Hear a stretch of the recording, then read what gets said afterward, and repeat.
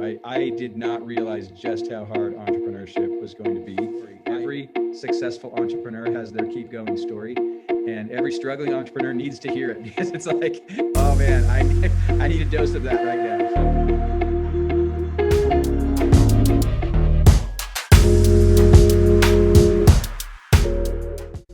Good Hey, morning. hey, morning. How are you, Kayla? I'm good. How are you? Good. I'm doing great. Okay.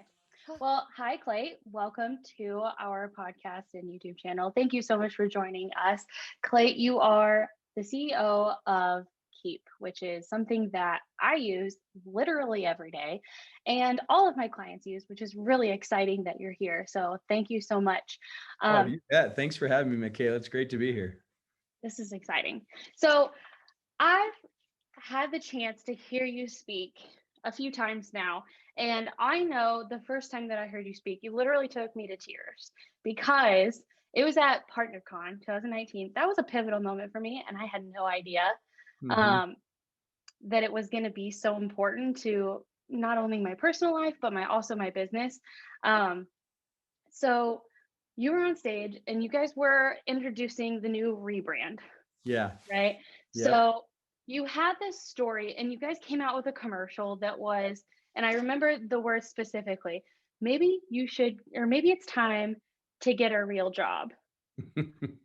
Oh, that took a dagger to my heart because as a dance entrepreneur, my entire life, trying to get gigs out in Los Angeles Hmm. and then trying to get gigs teaching and choreographing, and then now doing marketing automation for dance studios, there's always been that struggle of like, is this really going to work? Yeah. Um, and I know you have had a similar journey. Like, Keep has not always been this huge company. Right. So I would love for you to share your journey and how that was, because I know there are a lot of times where even your wife was telling you, you need to start applying Right. to jobs. So can you share Yeah. with us a little bit about that experience, what it was like, and how you feel like you overcame that? Yeah, you bet. We love entrepreneurs because we've been through the ups and downs of it. We understand it. In the early days, what happened was I had, I had uh, gone to college and then went to graduate school. And while, racked up all this student debt while I was going through school. Sharice was going through school as well. So she had student debt. We had kids. By the time we both graduated, she was pregnant with our fourth child. And I got this great job and things were going great for a year or so. And then uh, things started to change in the world. 9/11 hit, and I decided I was going to go back in Arizona, where we were both from. And long story short, I ended up helping my wife's two younger brothers with this software company they were starting. And I was helping them do sales and marketing, and they were writing software. And the idea was we were going to get the business going, and then we build it up and sell it. Well, it was way, way harder than we thought. I did not realize just how hard entrepreneurship was going to be. I had been inside of a company and started a new thing, and I thought I knew something about starting a new thing. No, if you're doing it inside of a company, it's not the same as doing it yourself. And so we're trying to get this business going, and it was a real struggle. For the first year or so, we were all over the board, doing custom software, trying to figure out our niche. And then gradually we started to figure that out and started to get focused on CRM software for small businesses. But it was a struggle.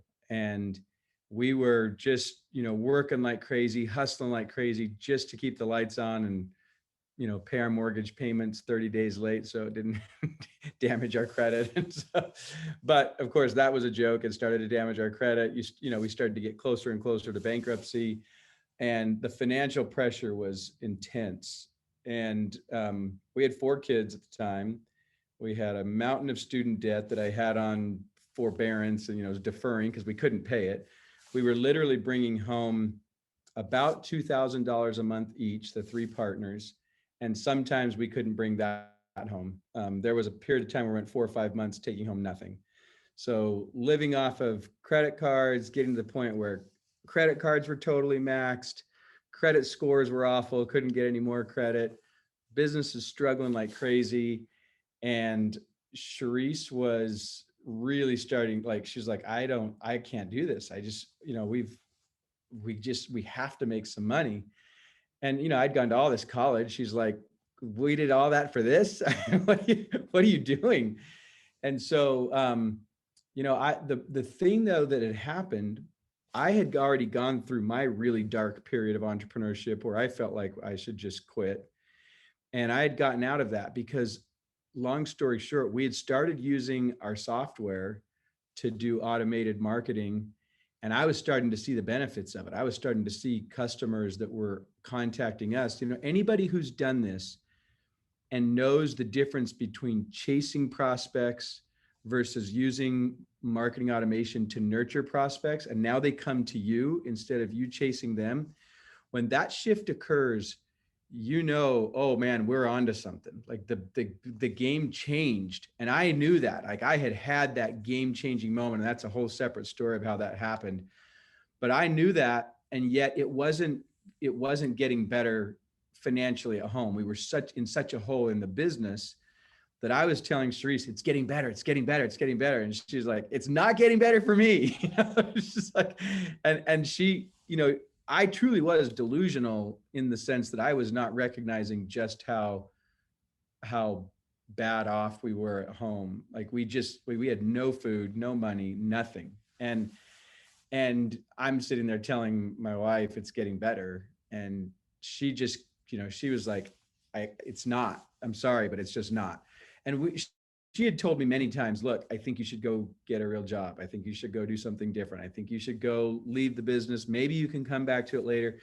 And I would always try to persuade her and say, look, we can do this. We're getting there. It's getting better. I can see it. By the way, during my first 18 months or so, I was not saying that. I was having all those dark doubts myself, thinking, what are you doing? You need to go move on and do something else. This is ridiculous. And so I had gotten to the point a couple of years in where I was starting to see it, but she wasn't. And one night we had this really hard, really tough argument. And we both cried. I mean, it was a bad, hard argument because she was like, because I could just feel she needed me to go, and I didn't want to leave the business because I felt like we'd put so much into it and it was starting to turn around. And yet she had every right to say, look, you've been saying that for a long time. It's probably been a year that I was saying it's getting better. We're probably about 2.5 years in at this point. And so she said, look, you have to. I can't keep doing this. I said, all right. I said, okay, I'll start looking for a job. And she's like, tomorrow. Promise me that tomorrow you will start looking for a job. Because I had kind of said, oh, look, before, but so I said, okay, I promise you. And I convinced myself that what I would do is I would go find a job, but I would kind of try to help Scott and Eric on the side a little bit. And once they were making more money, then I'd come back and rejoin the company. That was the only way that I could let go of what we had been doing for a couple of years, trying to get it going. And you know what it's like, and entrepreneurs know what I'm talking about. It's like when you finally start to see it turn, the last thing you want to do is run away from it because you're like, oh, put all that blood, sweat, and tears into it. So the next day I went to work. I went into the office. I had every intention of looking for a job, but I sat down and started, working leads and responding to customers and doing all the stuff that I did. And before I knew it, the day was over and I had not done one bit of job searching. And I was leaving the office and I was like, oh crap. I felt awful because I'd said I would. I felt worried because I knew where Charisse was coming from. She was in such a just end of her rope, and I knew that was not going to be good for me to come home and say I hadn't been looking for a job. So I dreaded the conversation the whole way home. I remember very distinctly walking in the door that day, and I walked into the room where she was. She turned around. She said, "Did you look for a job today?" And I said, "No." And I just kind of waited, and she walked toward me. And she just gave me a huge hug, and she held on to me really tight. And she was holding on, and I was kind of like, wait, what's going on? And she just held me super tight. And I kind of tried to, be done with the hug, and she just held on. And then I could Oh, tell she was crying. And then I started crying. And I was like, I didn't know why she was, but I knew what we had been through. And so after she kind of was able to collect herself, um, I said, what's going on? And she just said, everything's going to be okay. Everything's going to be okay. God knows what we're doing. Just keep going. And when you go through what we had been through, it's so hard to describe it. You have to have been through it to understand when you have that kind of tension in your marriage and you're trying to make the business work. And I was committed to my marriage more than I was committed to our business. I didn't ever want to lose my marriage and family because of the business stress. And so I was so stretched. I was in such a tough position. And so for her to now suddenly be in my corner and saying, you can do it, let's keep going. I mean, it was, I tell people, it's like the Rocky Adrian moment. It's yep. like I was like, okay, we can do anything. So to have her in my corner, it was just amazing to feel that. And she just had a really spiritual experience where she was like, it's going to be okay. God's not leaving us out, hanging us out to dry. We're going to be all right. And that was, gosh, 15 years ago, 16 years ago now. And it's been incredible. There certainly we've had our ups and downs. I wish I could just say, oh yeah, from that moment forward, everything was perfect. But entrepreneurship, and I know entrepreneurship, and that's not the way it is. But it did start to get better. Within a few months, things really started to improve. And Sharice and I talk all the time about, what if we hadn't kept going at that point? What if we had thrown in the towel? And we just shudder to think of that, because we've had such an amazing experience. And at the same time, we feel like we're just getting started. We celebrated our 27th anniversary a couple months ago, and we were talking Congrats. about, thank you. We talked about what the future is, and we're so excited about this next phase of the business.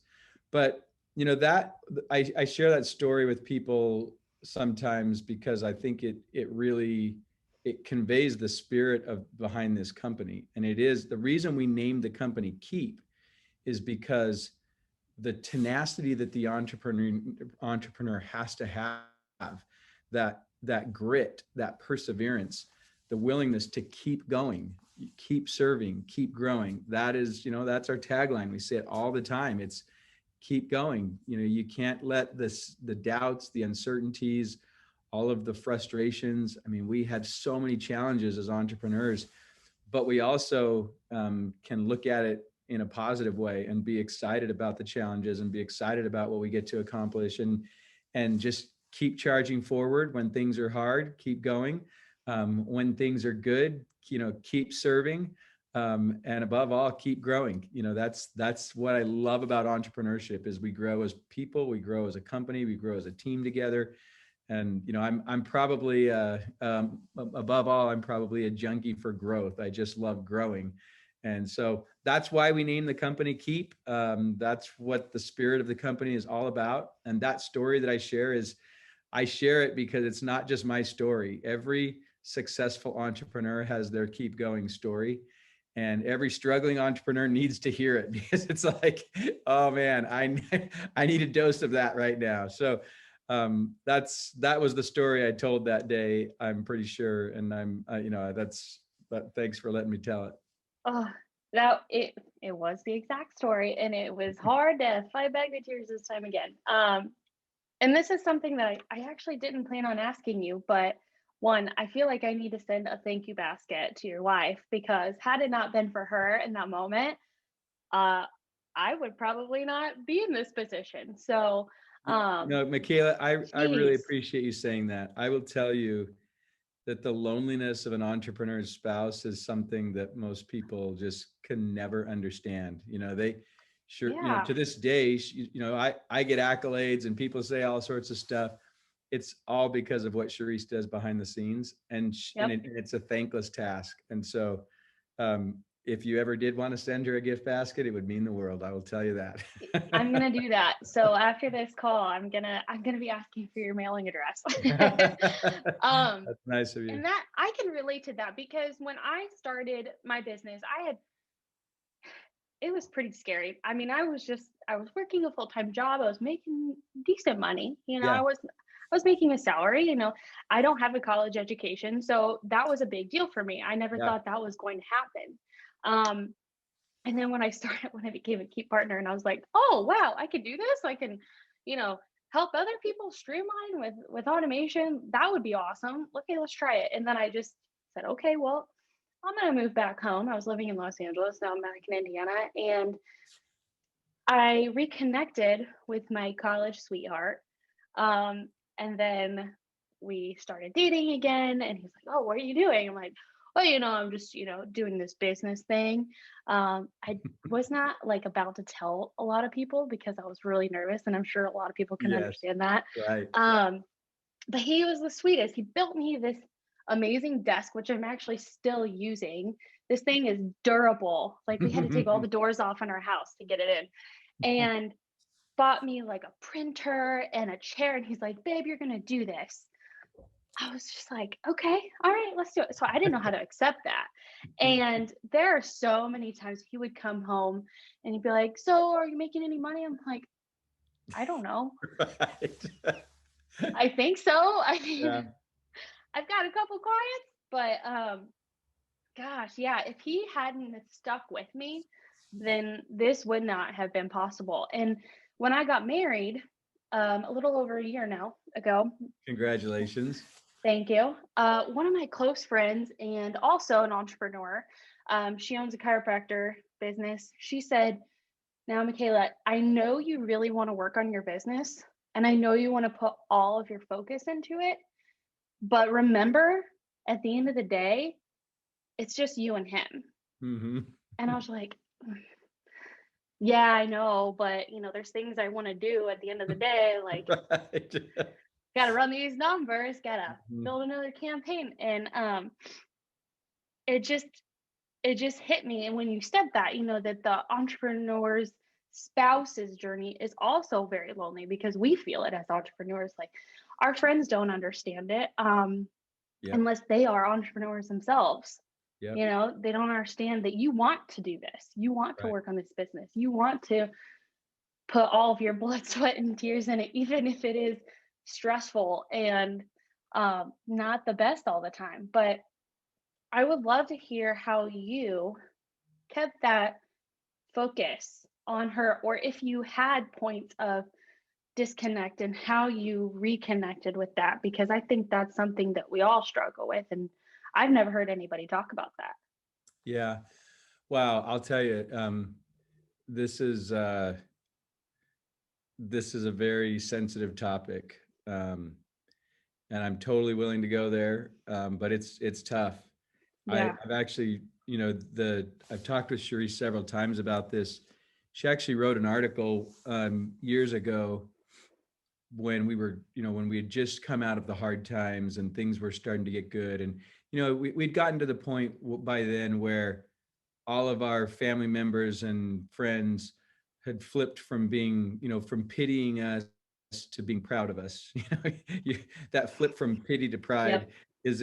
is a funny one in entrepreneurship, because it seems to happen like it just kind of all of a sudden, the people who were so worried for you and telling you to get a job and even in some cases, just they didn't understand, they just didn't understand it.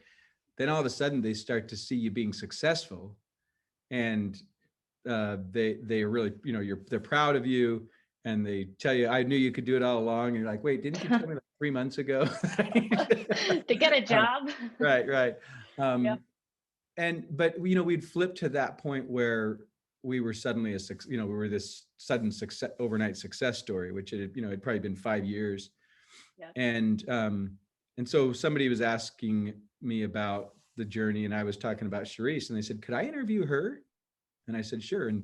And she wrote this journalist did this amazing story that Charisse told. And it was so interesting because that story, it ran in the Arizona Republic here, which is the kind of the biggest newspaper here. And then it ran in another magazine that the Republic owned. But it was crazy. Like that article ran, and I started to have I would get my hair cut, and this lady would be like, "Man, I think I've seen you before." And it was like, and it turns out she'd read the article. Sitting on a plane, person keeps looking at me over and over. She'd read the article. I'm at the store, grocery store. Somebody's like, "Didn't your wife write an article?" Like, yeah. So she struck a chord because she talked about the challenges of being the spouse of the entrepreneur. And that was 10, 12 years ago. And it's so funny because Sharice and I were talking on our anniversary trip a couple months ago, and she's like, I could write that article again with all these new things that I've learned that are just as lonely and just as hard, because there's a journey that you go through as an entrepreneur, and you said it's lonely, and it has its ups and downs, but the spouse is going through their own version of it, and it is really, really lonely. And it's almost, in some ways, Michaela, it's almost harder when the company is super successful and the spouse is, the entrepreneur is out getting all these accolades, and the spouse is behind the scenes, the real driving force that's making it all happen. And it's a thankless task. So I will tell you that I have such incredible respect for Charisse and for the spouse of the entrepreneur, who is a lot of times the business wouldn't work if it weren't for that person, but nobody realizes it. Yep. And even the entrepreneur, I'll be vulnerable here. At times we get so caught up in the business and the great things that are happening that we take for granted the amazing support that we're getting. And we get so caught up in the things that are happening, the challenges that we're working through, the triumphs that we're having, whatever it is, that we just miss things that are happening, at home. And so that, to me, that challenge of trying to stay balanced, it's an intense inner challenge for entrepreneurs. And when entrepreneurs don't channel the ambition the right way and the energy the right way, but get too focused on the business, your chiropractor friend is exactly right. And my coach says it this way. He says, look, don't ever end up with the booby prize. He's like, the booby prize is all the accolades and the money and the success and all of that stuff. But the real prize is your family. The real prize is your relationships. And if you sacrifice all of that to have the success, in the end, it's not going to matter. And so, that challenge and that journey that we go on together with a spouse or our loved ones, whoever, our closest relationship, but especially the spouse. I want to especially honor the spouse relationship, because that one is, that one is sacred, and that one is, you're in it together. But it's very hard. And I'll tell you, I don't always get it right. I'm emotional at times because I think of the mistakes I make and the challenges in trying to get it right. But I sure work at it. And I know what I'm trying to accomplish ultimately with my family. And as much as I love helping small businesses grow, and as passionate as I am about sales and marketing automation, that's not as important as what I'm trying to accomplish with my family. So I just appreciate what you said about your husband. And I think about all those spouses of entrepreneurs that are, going through their journey. They don't see all of the bits of progress. They don't see all that stuff. And yet there they are, supporting, trying to find it in themselves to back this delusional entrepreneur that's, somewhere along that journey of loneliness on their own. So thanks for calling that out. Absolutely. And I think you have inspired, without even knowing it, the rest of us partners. Because now that I'm reflecting on PartnerCon this year, And the fact that it was virtual, and when the award ceremony was going on, you guys were giving out partner, like MVPs of the territories, partner of the year, all those things, and every single person that you guys tuned into with the camera, they all had their families around them. Yeah. Yeah. That That was was so awesome. inspiring. That was awesome. Yeah. So I would love to know what, and I mean, maybe you don't even know this, but what do you feel like you've done throughout building this company to create that culture? Because I think a lot of studio owners want their dance teachers to feel like they're supported and that they have that balance. They want them to come in feeling happy and fulfilled and be able to share that with their own families. Yeah. So, Yeah. what Well, do you let me think say that something. is? Yeah, let me say something specifically about what we've done, and then with our focus on family, and then I will talk about generally the concept of culture building. So, from the very early days when we started this, a huge part of the driving passion behind this company was helping entrepreneurs to have a great business and a great life with their family. And my wife and my two partners that I started the business with, I married their older sister. And so um, their dad was a business owner, and he was always, always, always working. Saturdays, he'd work 6 days a week, and that was just the way it was. They had 10 kids in the family. Um, Wow. Mom stayed at home and ran the family, ran the business of the family, and Yep. dad was, trying to make it all work. And so I think deep down inside for my partners, they saw this challenge that their dad had, and they wanted business owners to have a better way to have a successful business. And they believed that automation was the game changer. And I agreed with them, and I came to experience it myself. As I mentioned, that's a whole awesome story and how that happened. But when I started to discover it, I was like, oh my gosh, this is incredible. I'm no longer chasing customers, but like they're coming to me. And when you get automation working for you, it is like, I mean, it's incredible what happens. And so as I started to experience it and began to agree with it, I didn't want to sell the, like, early on, it was like, oh, let's build it up and sell the business. And then I started to Hmm. see what it was. And I was like, oh my gosh, this can completely change the game for entrepreneurs. So we fell in love, I fell in love with the business. We decided we didn't want to sell it. We wanted to build it and grow it. And what we discovered was that what we wanted to do was empower entrepreneurs to be able to live the life that they want and be able to have a great relationship in their family and have a great business. And so that for us, family was so important that we wanted to empower entrepreneurs. We saw a lot of sad stories where it didn't work out. And I'm not saying that, I mean, marriage is its own challenge when you don't introduce entrepreneurship, right? It's a Yeah. challenging thing, but throw entrepreneurship in there and it's Whole different really, really ballgame. tough. And Hmm. so we just felt like if we could empower entrepreneurs and help them to have a great business and a great life using automation, that would be an incredibly fulfilling, you know, calling in this life, in terms of our work.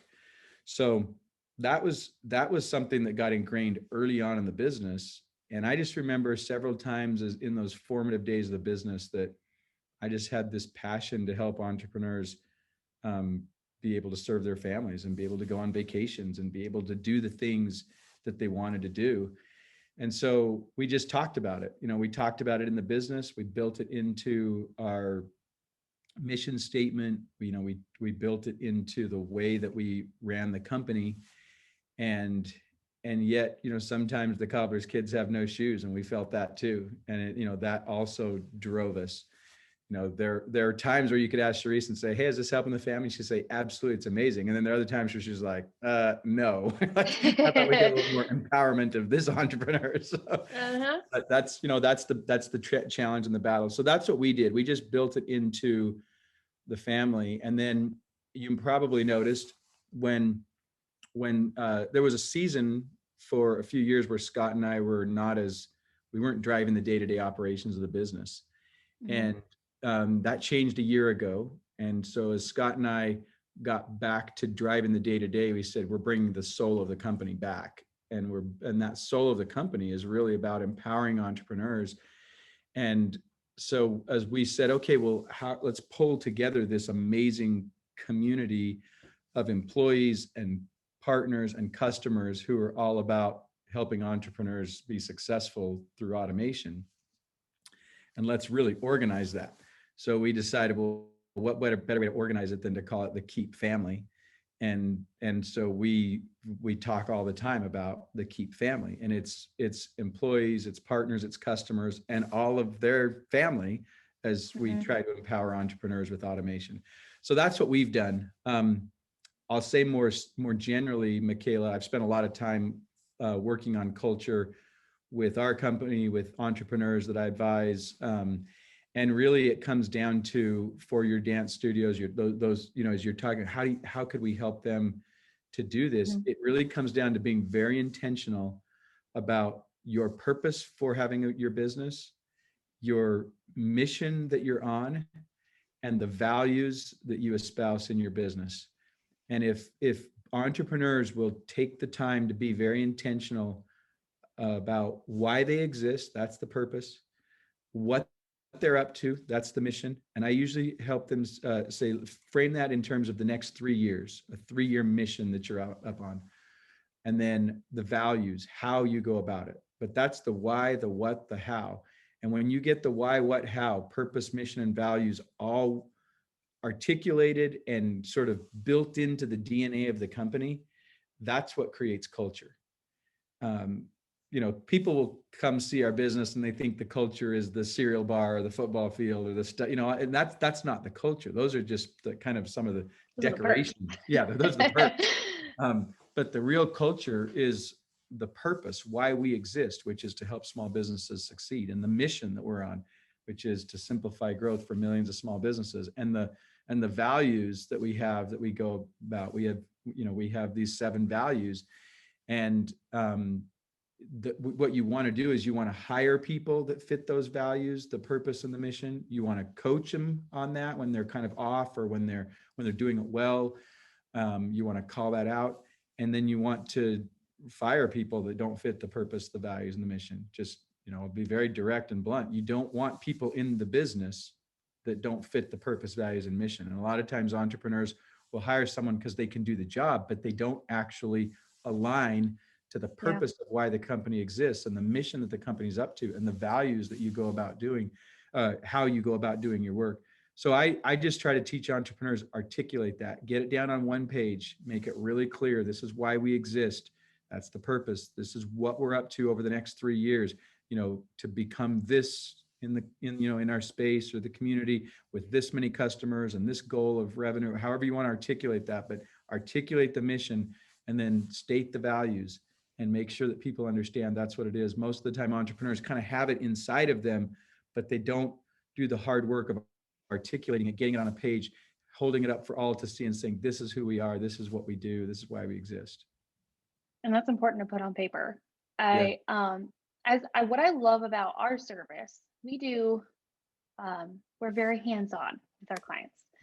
We don't let them stray because we know that in the beginning of setting up automation, they are just simply like, their goal is, I want to get this automated so I can teach more dance. Yeah. Because that's what they started their business for, is to teach dance. They love dance.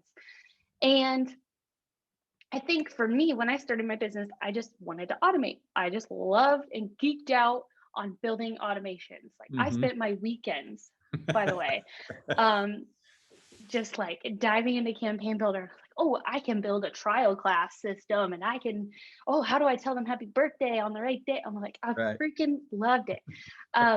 And that's what they did. And I remember when I read the E-Myth, that's when it made me realize, like, you're not just the technician going in and building the business, because that's not going to build the business that can sustain itself, Yeah. right?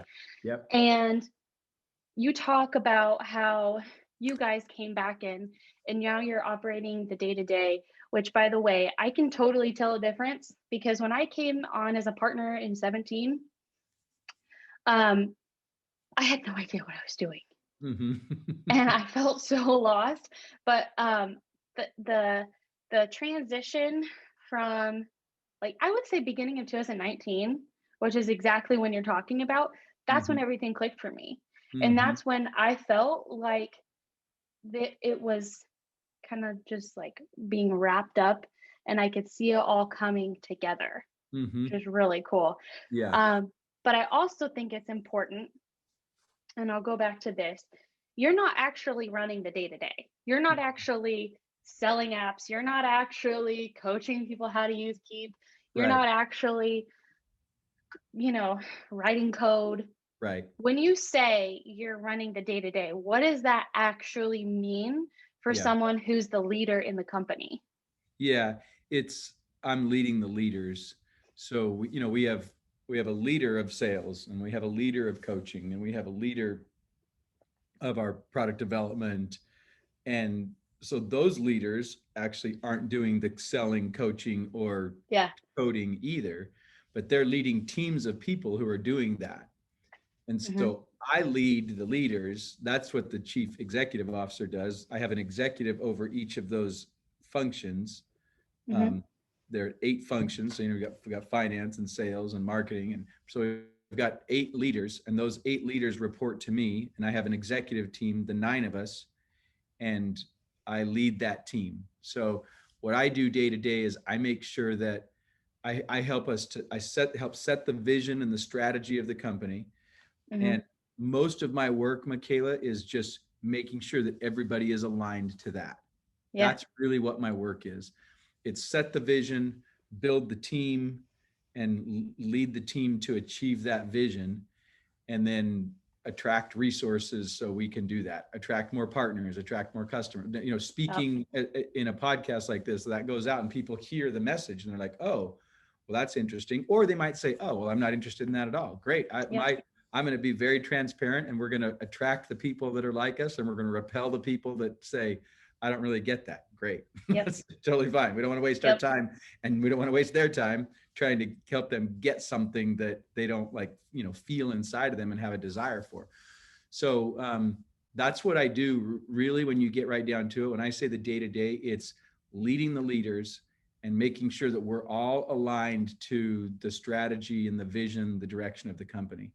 And that is very fulfilling, satisfying work to me. That's a lot of fun, to have hundreds of people that are all working together as employees. And then I love to then go to the next layer out, which is all of our partner community, and help them to understand what we're doing and help them get aligned. And then taking the message to our customers and helping them know how passionate we are about empowering them in their entrepreneurial. Exactly. Exactly. And when you made that light bulb go off for us about the Keap growing and empowering and building that community of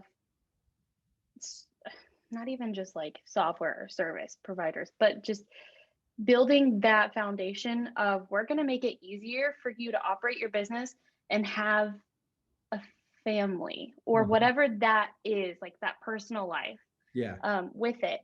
And that's when it switched for me. I was like, I'm not selling automation.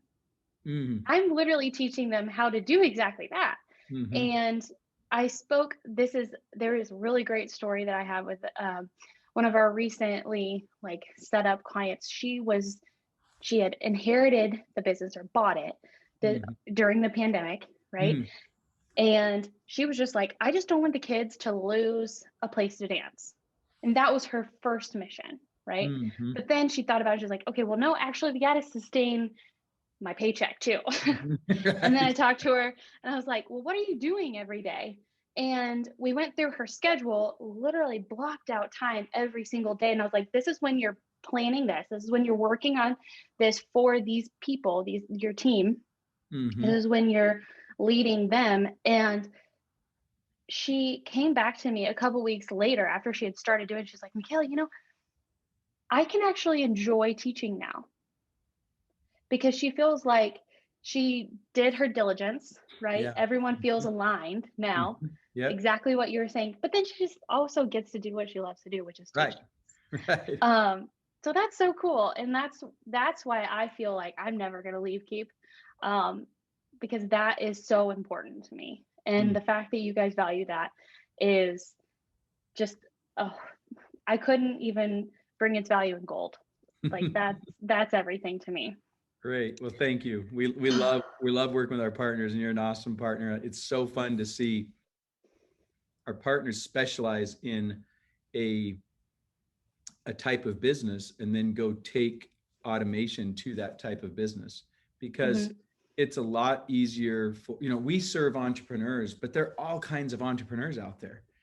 And we have the platform that enables our customers to do that automation, but sometimes they need a guide that's like, hey, well, how do I do it exactly in my business? And we have coaches that, that help them do that, but they can't go deep like you're describing. Yeah.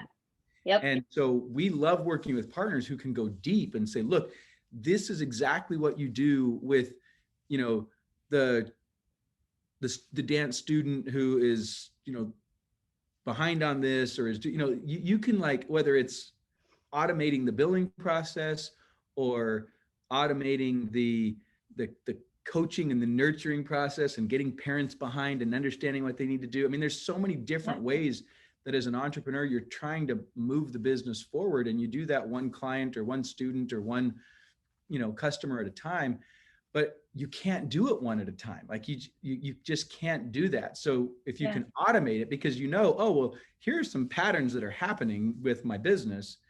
And if I just had something that I could cut this student into, and it automatically nurtures them and moves them along the path that they need to be more successful. Oh, it takes a ton of the weight off of you. And then the dance teacher can just teach in the studio and do what she does. So I love our partners I love working with our partners, because they're able to go deep and really do those little special touches that make a difference.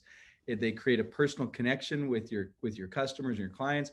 We talk about it generally as follow-up. It's all of those little ways you follow up, but you, as an entrepreneur, you just can't do it. You don't have the time. You don't have the systems, the capabilities, until you get something like Keap, and it becomes this amazing follow-up system that you can just put into place. And when you have a partner like you to help do that and streamline a dance studio, it's really fun for us to see you do that for our mutual customers. Thanks. Yeah. I mean, when I was an admin at the studio, this was really high tech. I had a notebook on my desk, right? Just like this. And it was all the people who had called, left a voicemail, all the people who had written us an email, everyone who had messaged us on Facebook. And then I'd do a check mark next to each one that I'd follow up with. And then the next thing you know, I'd have another page, another page, and another page. And then I was like, wait a second. We've got 50 people on this list. How many people have we enrolled lately? Oh, 5. That's not good. Right. Something's got to change. And it wasn't that I was being lazy. It was just, you just can't juggle it all. A parent would come in and another kid would say, oh, where's my tap shoes? I lost them last week. And then the next thing you know, the phone would ring. And then the next thing you know, another kid, can I have a Band-Aid? And it's just like, what just happened? 5 hours later, you've done an entire shift at the front desk and you've literally done nothing. Right. But and you have these leads that slip through the cracks. You have past students, current students that you don't renew or don't, all of this business is slipping because you just can't stay on top of all those details.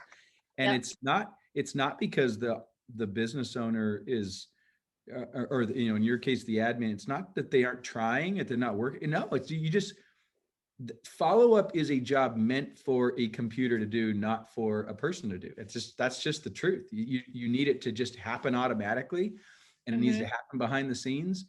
And once you set it up, that's what happens. And it is literally magic. And it causes Yep. people to move toward you instead of away from you. It causes, it causes you to close business that you otherwise wouldn't. It's what we say all the time. If you fix your follow-up, you will grow your business. That's Absolutely. how it is.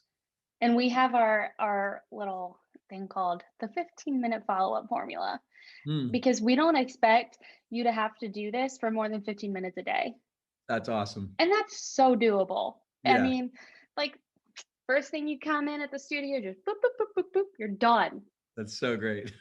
And I love that 15-minute follow-up formula. That is great. Yep. It's saved So our lives.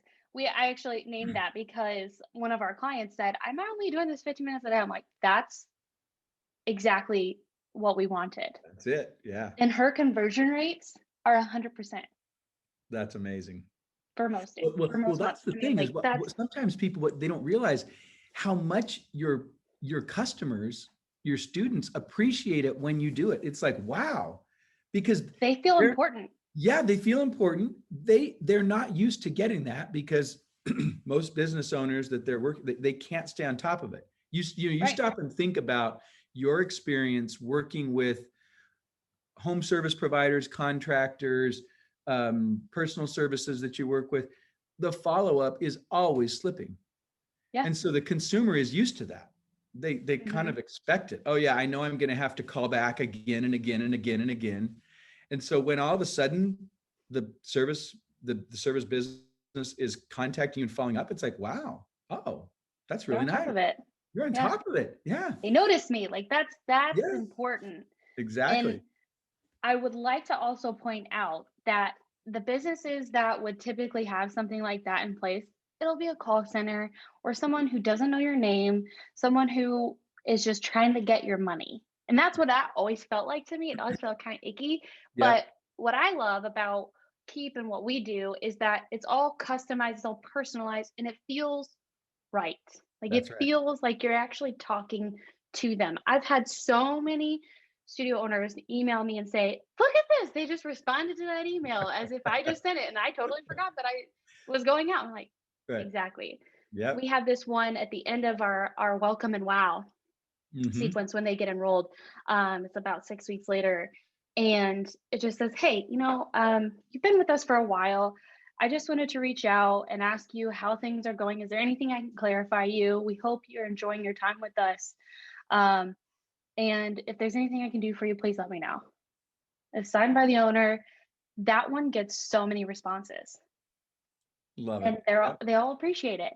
Totally. And that's exactly what we're trying to do. And my father has always been an entrepreneur. I mean, he grew up with his dad having a business. They do excavating, and push dirt. Everything's on paper. But something that he always told me was, don't ever let someone don't ever make someone else feel like you don't remember who they are. Because if the minute you do that, you lose their business. And it was always so important to him, to go and get that handshake. He never had a contract, anything on paper. And I'm just like, Dad, how do you do that? And he's like, you just got to be a good person. And I feel like with the power of automation, you can always be that good person that you aspire to be. Yeah. That's it for me. There's no way I'd remember to send out an email follow-up to all of our clients every month. Always would love to, but it's not going to happen. Yeah. But if I can do that and be my best self every time, boom. Totally. Cool. No, you nailed it. That's really what it comes down to is it's building relationships. That's what it is. And business is relationships. And, for your dance studios, it's not just a student, it's a relationship with that family. Yep. And it's a relationship with that student and the parents. And when you can build relationship by doing personal touches in automated follow-up, it makes all the difference. But most of the time what happens is entrepreneurs are they're running in so many different directions. They're juggling so many balls. They're wearing all these hats. I mean, you can't blame them, and that's the way it is. But what happens in that is the relationship drops out of the picture, Yep. and it's not just the relationship with the customer. It's the relationship with your spouse. It's the relationship. Mm. But that's what happens because all of the details get caught up in your mind, Uh-huh. and you lose the relationship, you lose the personalness. And when you think about it, people do business with small businesses because they love the personal connection.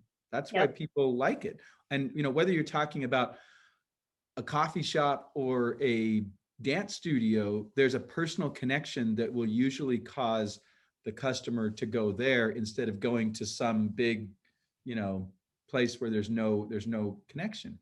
Yep. So the more that you can build that connection into your business and build that relationship, the reason why automation is so amazing, it doesn't have to be automate. Sometimes people think automation is very impersonal. It's like, no, no, Yep. no. Actually, the reason why It's it's so not. amazing is you make it totally personal. Yep. And you think about what you want that person to experience when such and such thing occurs. And then it happens automatically. And it's not fake because you really did think about it in that one time, but it's the true set it and forget it. You set it up and then it happens, and they feel the fact that you thought about them, even though you thought about them 3 months or 4 months or a year before, and then it happened. Yeah. You thought about your customers and what you wanted them to experience. And that makes all the difference in the relationship. So, sometimes people tell us, yeah, your software makes it possible for me to not have, you know, dozens of relationships, but I can have hundreds or thousands or tens of thousands of relationships. And Hmm. that's a pretty cool thing. It's a cool way to look at it. Absolutely. You can multiply yourself, and that's my favorite part. Yeah, exactly. So I wanted to ask you, have you always wanted to be an entrepreneur?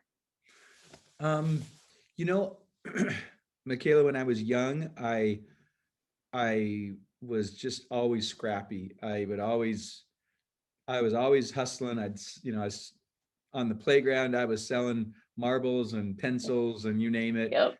Yep. I did stuff door to door. I just was always hustling because in my family we have 6 kids and my dad's a teacher and my mom stayed at home and took care of us as kids until my youngest brother went to school, and then she started an interior design business as an entrepreneur.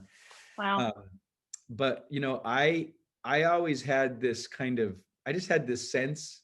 First of all, my parents taught me if you want something in life, you got to go to work for it, and Mhm. they never gave us stuff. Like it was, first of all, there wasn't really money to do that, but I think also they just knew that's not going to help if we just give you stuff. You need to go figure out how you're going to, if you want a bike, you got to figure out how you're going to earn the money to buy a bike. If you want to go on this trip, as a senior, you're going to have to figure out how to do that.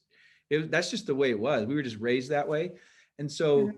because we were raised that way, and because I grew up seeing a lot of my friends who had a lot of things in life, I noticed that their parents were frequently business owners. I Hmm. put those two things together and I was like, okay, well, if I want something, then I think owning a business, it would be a great way to do it. So I had that in my mind, but Mhm. then I kind of got off track and I did a lot of college. Yeah. I ended up getting a law degree and an MBA, so 8 Wow. years of college. And part of that time, I felt like I was probably going to go practice law or go do something in like corporate America. But it didn't take long for me to realize, no, that's not what I want to do. And so by the time I finished school, I said, well, I'll do that for a little while to pay off my debt, and then I'll start a business. And what ended up happening was it wasn't so easy to pay off debt with a traditional job. And I Yep. started to realize actually maybe I could pay off my debt by going and being an entrepreneur, building up a business and selling it. So that's actually how I got into. That's why I joined with my brothers-in-law, because I felt like we could build the business, sell it off, and I could pay off my debt. But as I told you, I fell in love with the business a couple of years in and was like, I don't want to sell this. I want to do this forever. So I would say I've always had an entrepreneurial fire inside of me. I probably got a little bit of a detour in my mind for a couple of years while I was going through the last part of my schooling. Um, School sort of beats the entrepreneurial creator out of you. Oh That's yeah. kind of what it does.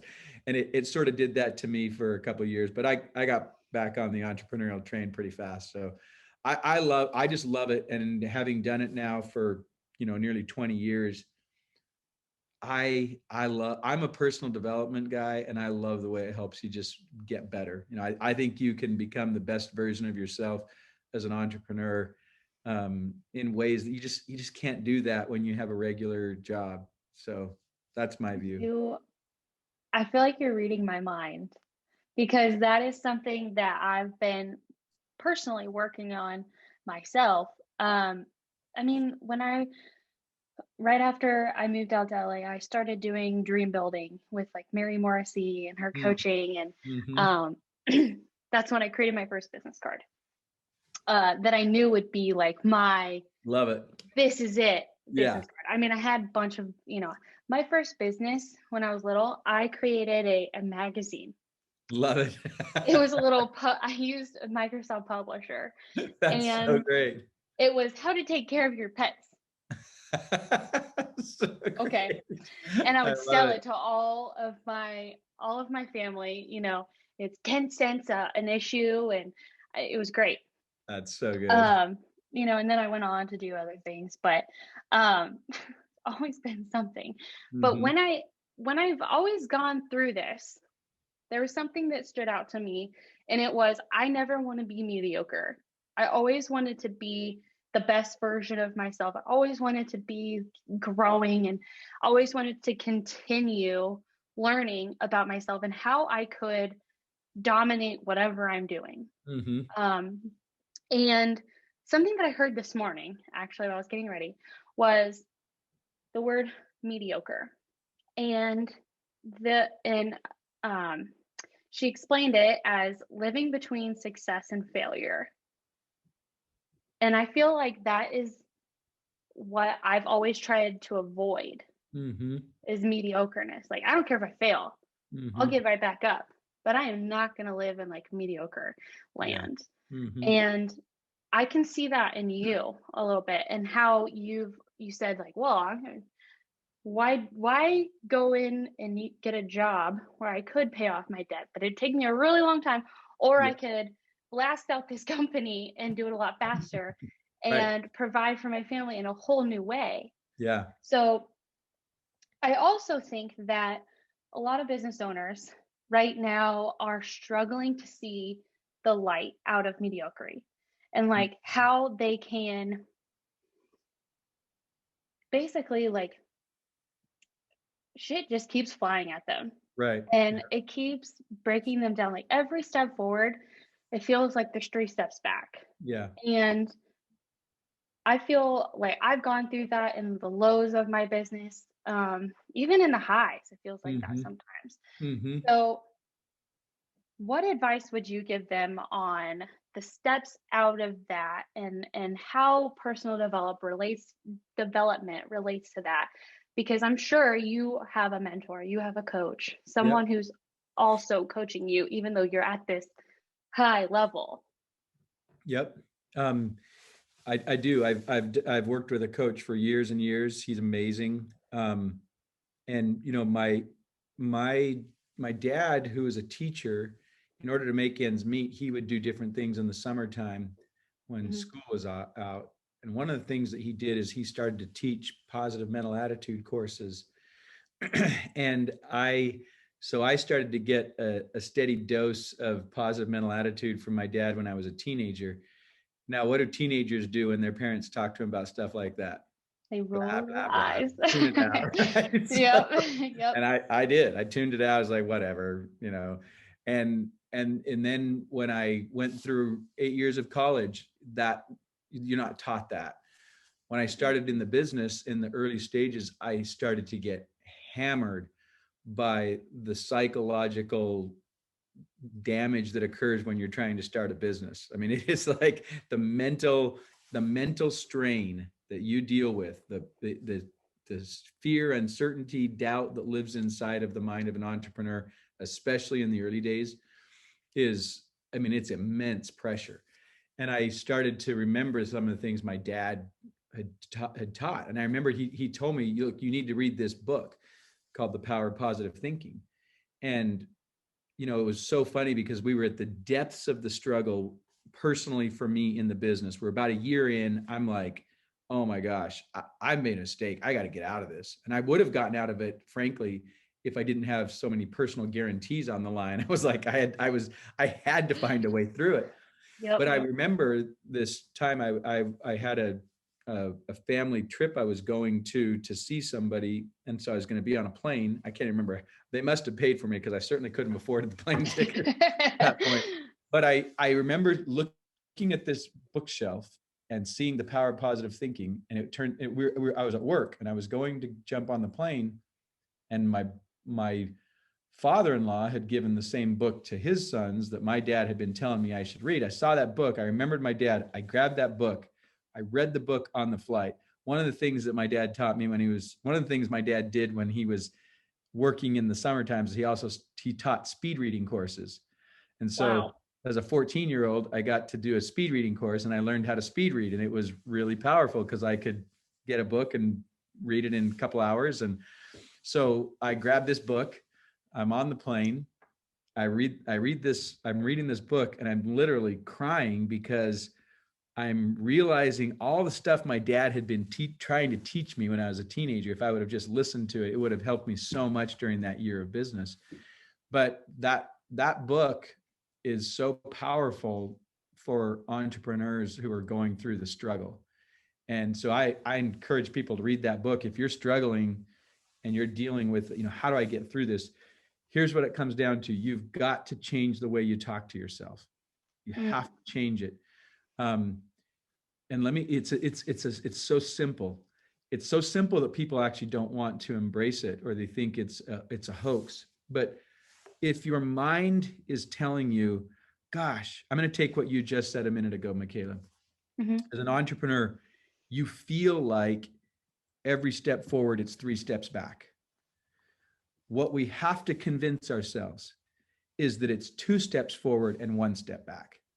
We are making progress. It's not a step forward and 3 steps back. It's 2 steps forward and it's 1 step back. And as I say all the time, such is the life of entrepreneurs. You are always slipping and you know, mess. That's the way it is. You make a mistake, you mess up. But if you can change the mindset to it's constant progress, it's not about perfection, it's about progress. And if you can change that mindset and you can have the mental attitude, the positivity that when there's a step back, I learn, I get better, I take 2 steps forward. And yes, then I take a step back, but then there's 2 more steps forward. And if you can just change your mindset to where you are always making progress, then you can find growth in everything. It's not, you know, it's not as logical as we sometimes want to make it seem. And so if you can get it in your mind the right way and you can come from a feeling of progress, then you can take all the crap that comes at you. You can deal with it, you know, because it's like, well, this is just another part of the journey. This is just another part of it. And for some people, I know they're listening to this and they're like, blah, blah, blah, you know, I don't, you know, I can't really, they're hearing me say this and it's not sinking into them. But I'm not saying this as a theorist. I'm not saying this as a motivational speaker. I'm saying this because this is life as an entrepreneur, and you've got to embrace it, and you've got to understand that's why this is, by the way, this is part of why I love entrepreneurship, because this is the personal development and the growth. And when you make a mistake, it's not, you know, no failure is permanent. You fail on something and you learn from it. And, you know, some people might know who Jim Collins is. He wrote Built to Last and Good to Great and a bunch of books about greatness. And I had an opportunity with my team to spend 2 days with just him. And he was just just all kinds of nuggets all throughout the 2 days. And one of the things he said that I'll never forget, he said, most people think that on one side of the coin is success and on the other side of the coin is failure. But that's not it. On one side of the coin is success and on the other side of the coin is growth. And that's the truth. Wow. Like, we don't grow that much with success. You think about it, that's not where the growth comes. The growth comes when we don't achieve what we thought, and we learn and we figure it out. So I'm so glad you asked the question. I've spent, I wrote a book called Conquer the Chaos. I talk a little bit about how entrepreneurs can get over the mental hurdles and the challenges and struggles. So people can read that for specifics on what to do. Okay. But it really comes down to our mindset, and the entrepreneurial mindset is the difference between winning and losing as an entrepreneur. It's the difference between your business being successful and achieving what you want and it not. It's not in all of the, like, you stop and think about it. You wouldn't do the actions that you take if you don't have the right mindset. You wouldn't work on automation on the weekend if you didn't have the right mindset. And so you nailed it on the mediocrity. This is the challenge that business owners fall into. They fall into a rut and they forget why they started the business in the first place. And they lose sight of the vision. The passion starts to wane. They start to romanticize the idea of selling the business, getting out, whatever, because they've lost why they're doing this in the first place. They've lost the passion and they've lost the mindset of the entrepreneur. We're doing this because we want freedom. Yes, we have passion for what we do. Yes, we have conviction for the student. The dance studio wants to serve their students and just teach dance and be in the studio, but they also want freedom. That's why they're doing it in the business instead of working for somebody teaching dance. And when we lose sight of that freedom, then we settle into the rut of mediocrity, and all of the crap that comes at the entrepreneur that beats them down causes them to settle for a business that is not what they dreamed of and not what they started for in the first place. Yeah. So we got to get the mindset right. We got to get back to that freedom-seeking entrepreneur who's like, no, there's a better freaking way than doing it the way I'm doing it. And that's what my work is. Honestly, it's to call out the entrepreneurs who have that ambition from the masses of small business, because I can't help the masses of small business if they don't have that fire to do something about it. They won't do the automation. And you know this too. There's so many dance studios out there, but if they don't have a desire to find a better way, then they're going to keep doing what they've been doing. And they're going to try to keep convincing themselves that it's going to be a different way, but they're going to get stuck in the rut of mediocrity. Yep. And that's what you have created for them. You've created a way for dance studios to have that freedom, to have the business that they want, and to get out of that rut of mediocrity, to be able to go on the trips they want to go on, to be able to buy the car, the house that they want to buy, to be able to get their kids braces and not stress about it, to be able to do the things that they've always wanted to do. That's why we're entrepreneurs. Yes, we want to serve our customers and make something better for them. But let's be honest, we also want to have a great life and be able to do the things we want to do. And if we don't have that, we sure as heck have a spouse that wants that. So. Oh, yeah. Anyway, that's my thought. Those are my thoughts about the mindset and getting that right. And it's critical that entrepreneurs work on that mindset and don't get stuck in that rut of mediocrity. Was that the first time something stood out to me that you read that book and then you started thinking about, that was what my father was always trying to teach me? Was that the first time you actually read it? Absolutely. Yes. And how long had it been sitting there? He started talking to me about it when I was about 15 or 16, and I didn't read that book till I was 30.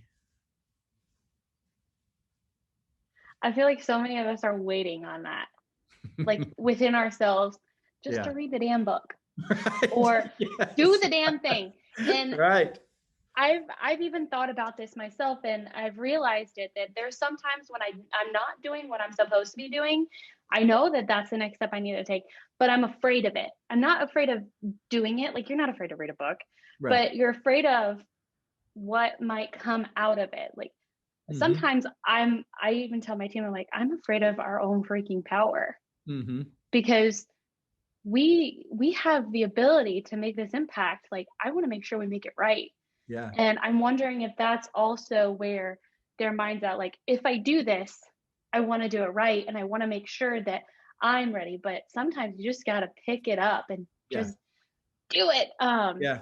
A lot of times what Gosh. happens, Michaela, is they they short circuit the success because the actions that they need to take, um, it's not so much because of the actions that they need to take, but it's that they believe their mind is telling them that, well, if that happens, then I'm going to have all these other challenges. And that's where automation is the game changer. It's like, no, Yep. you don't, you haven't realized that you haven't, here's the way it works in the mind of the business owner. Well, I'm going to either have to spend more time or more money. So I'm not sure I want to do those things. And they're not even super conscious of that.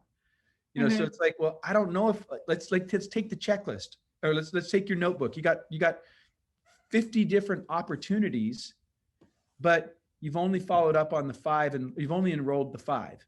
Yep. And there's a gut sense that if I did all those other actions, I would have more students. I would enroll more than 5. But there's this subconscious thing that says, but I can't handle more than those 5. I can't Oh. I can't do that. I don't know. Like I haven't in it's subconscious, but they haven't figured out how that would actually work because they have all these different constraints in place. Well, the reality is automation changes all of that. Automation doesn't just make it possible for you to enroll more of the 45 that you're not enrolling. It makes it possible for you to actually have the relationship with those, to not drop the ball with those, to not mess up your other students and not drop the ball with your other teachers or whatever it is. So what happens is entrepreneurs settle into this rut of mediocrity because they can't see that there's a better way that wouldn't require all of the blood, sweat, and tears that they're already putting into it. That's why we talk Hmm. about automation as the great game changer. It actually creates a capacity for the entrepreneur that they have not become familiar with. They don't know that capacity. They've never met that capacity. So given that they don't know that capacity, they don't do things that would help them to grow the business because they're like, oh, I can't do that. I don't have the capacity. And the way it comes out in their words is, oh, well, we just can't do that. Well, we just don't have the ability to do that. Well, yeah, because you don't have a system. You don't have Hmm. capacity. Put the system in place and you can grow the business dramatically. And by the way, that's one of the big, having now grown a big company and been in bigger business, the biggest difference between small business thinking and bigger business thinking is systems. It's the biggest Hmm. difference. Most Absolutely. people think, oh, no, it's just that they can hire more people. No, it's that big businesses have created a system Hmm. that that that increases the capacity of the company to serve a lot more people. And for small businesses, a lot of times as entrepreneurs get started, they don't think in terms of systems. It's one of the reasons why I like Mike, you and I both like Michael Gerber, because it's like, no, create the system. Yep. In the early days of our business, we recognized, wow, we can, Keap can be that system to grow. It's a growth system. That's what it is for entrepreneurs. And so it's a really interesting psychological trap that business owners get themselves into, but it's because they don't know the possibilities of what happens when they have that system in place. Right.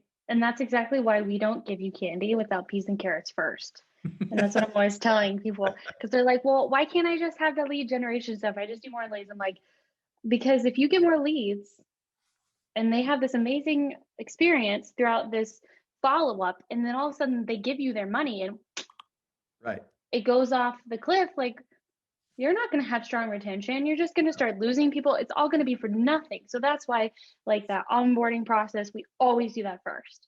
And That's then right. we go on to, okay, these are your leads.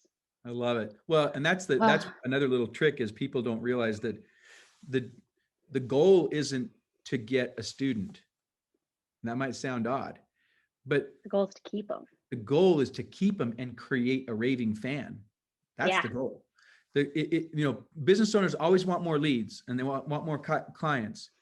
And it's like, yes, but we want that because we want more fans. Yep. When you have more fans, the leads and clients follow. So if you focus on, well, what do we do from the time we get a client to create a fan? You're going to get more leads. You're going to get more clients. And that's something that when you think about business owners, they spend a lot of time worrying about getting more leads and getting more customers. They spend a very little bit of time thinking about how do I turn customers into fans. And the reality is, and this is what we teach with life cycle marketing: collect leads, create fans, or collect leads, convert clients, create fans. It's a life cycle, but the goal from the very beginning of getting that contact is, I want to turn them into a fan. Mm-hmm. Right? That's what we're trying to do. And I know that's what your systems are about. It's about creating a great experience for the student and their family so that they refer and, you get more leads and more students. Wow. I couldn't have said it better myself. Well, thank you so much, Clay. I know we're over time, so I want to be respectful of that. I really appreciate you being here. I think that, you fired up my Friday morning like no other. And I could talk to you all day long, I feel like. So is there anything that do you have any other final thoughts, words, anything that you want to leave our audience with? I think this has been really fun, Michaela. Thanks for having me. It's been fun to talk through it. I'm really excited about what you're doing. I think what I would say is to your dance studios, there is a better way.